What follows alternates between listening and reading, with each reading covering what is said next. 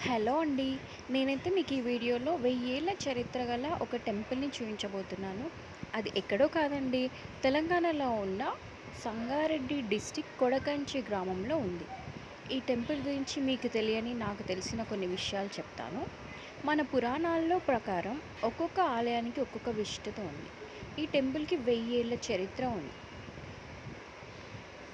నార్మల్‌గా బల్లి పడితే అందరూ కంచి వెళ్ళాలనుకుంటారు.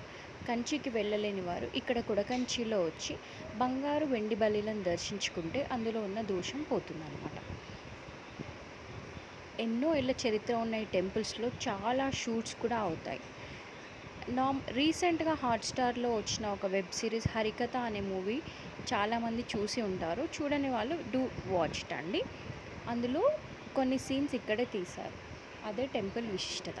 ఇది టెంపుల్ ఎంట్రన్స్. ఈ టెంపుల్ యొక్క ఆర్కిటెక్చర్ అయితే ఎంత బాగుందో అసలు.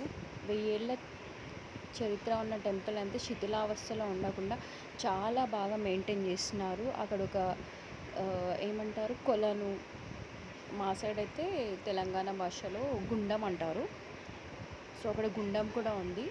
ఇది టెంపుల్కి వెళ్ళే దారి. ఈ స్టెప్స్ నుంచి వెళ్తే మనకి దేవుడు కనిపిస్తాడు.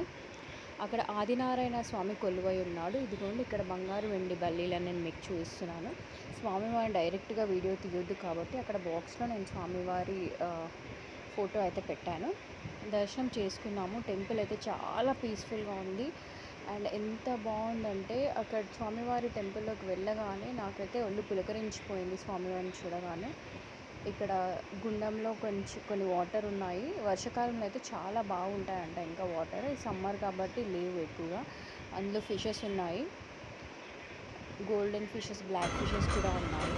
ఇది టెంపుల్ ఒక సీన్ అన్నమాట. ఆ మూవీలో ఒక సీన్